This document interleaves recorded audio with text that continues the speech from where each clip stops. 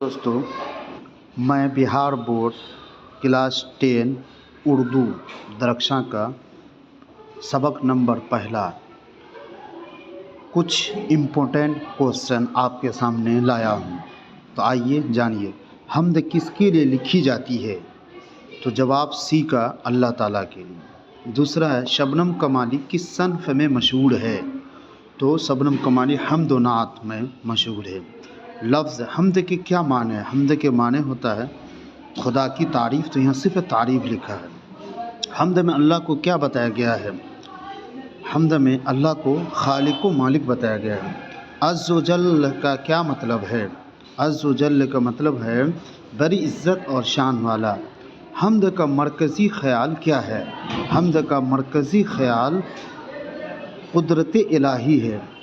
अल्लाह इंसान को क्या अता करता है? अल्लाह इंसान को रिज़्क़ अता करता है। हम्द में बंदों हम्द में बंदे को किस बात की तलक़ीन की गई है? हम्द में बंदों को शुक्र की तलक़ीन की गई है। अल्लाह के बगैर क्या मुमकिन नहीं है? मदद। हम्द खुदा अज़्ज़ व जल्ल में किस सिफ़त पर ज़ोर है? रहमत। ज़मीन व आसमान किसके हुक्म से कायम है?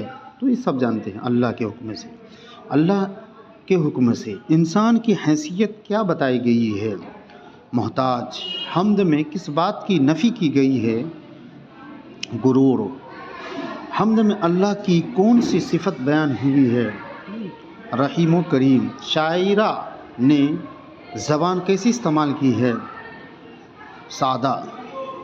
अल्लाह किन की दुआएं सुनता है? सिर्फ नेक नहीं, सब, यानी अल्लाह सब की दुआएं सुनता है। हम्द का पैगाम क्या है?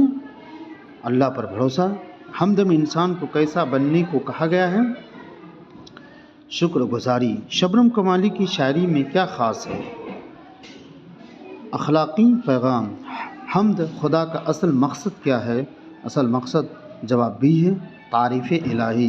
तो सबक नंबर पहला हम्द, शबनम कमाली और हम्द अज़्ज़ व जल्ल तीनों एक लेसन का था। उसका मैंने क्वेश्चन के साथ आंसर आपको अटैच कर दिया हूँ। अगर आपको हमारी वीडियो अच्छी लगी है तो ज़रूर शेयर करें, कमेंट करें। बहुत बहुत धन्यवाद।